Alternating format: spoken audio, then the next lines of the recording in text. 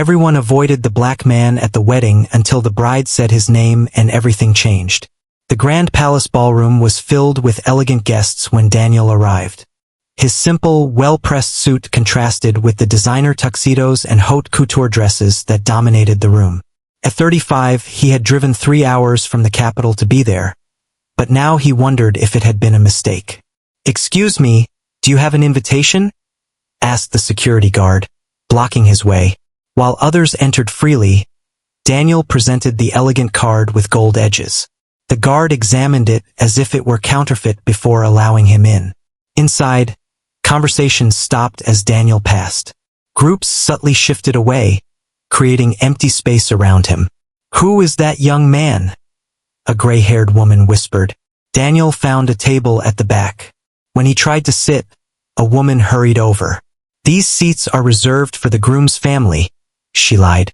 Daniel moved on. The same rejection happened 3 times. He finally sat near the waiter's exit, unnoticed. Champagne passed him repeatedly. When he asked for a drink, the waiter disappeared. Throughout the ceremony, greetings excluded him. Photos formed without him. The bride froze when she saw Daniel, then turned away. Daniel remained calm, eyes holding a secret no one yet understood. While the guests celebrated, Daniel sat alone, observing everything in silence. His face showed no anger, only a calmness born from patience. The DJ announced the godparents' dance as elegant couples filled the floor, moving as if the choreography itself was designed to exclude him. When Daniel approached the bar, 3 men shifted positions to block his path. "Sorry, buddy, we're busy," one said without meeting his eyes. Laughter followed, cold and deliberate. Daniel stepped back quietly. Even the restroom line rearranged itself when he approached. Men who arrived later were pushed ahead, conversations forming barriers. After waiting, Daniel gave up and stepped outside to the garden. On the terrace, he finally breathed freely and sent a message. "I'm here as expected."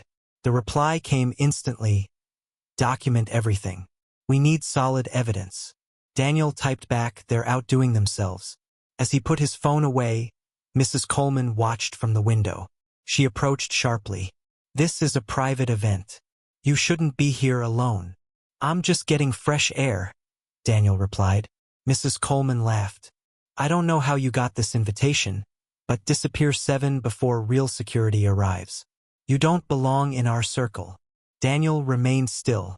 Her words carried venom, and nearby guests began to gather, curiosity masked as concern. Margaret Whitfield joined Mrs. Coleman with a practiced smile. "Problems here, Gloria?"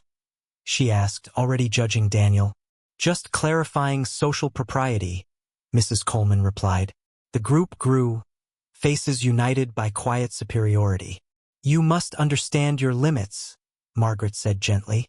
"Some events aren't meant for everyone." The groom appeared on the terrace. Robert Coleman Jr. stopped short when he saw Daniel. "I know you from somewhere," he said slowly. "I don't think we've met," Daniel replied, meeting his gaze. Mrs. Coleman interrupted, urging Robert back inside. But Daniel noticed the recognition in his eyes, the panic it caused. When he turned away, Mrs. Coleman whispered that she needed to speak to Amanda immediately. Daniel heard every word. Back in the ballroom, Amanda stood near the cake, visibly shaken. She spoke urgently to her bridesmaids and avoided Daniel's eyes. A photographer approached him. "Could you step aside? You don't fit the aesthetics." Daniel smiled, not kindly. Every insult was being catalogued. He wasn't there as a victim but as a witness. Amanda wasn't avoiding a guest. She was avoiding consequences. Daniel discreetly activated a recorder. His phone vibrated. "Status?" "Exactly as expected," he replied. "Evidence multiplying."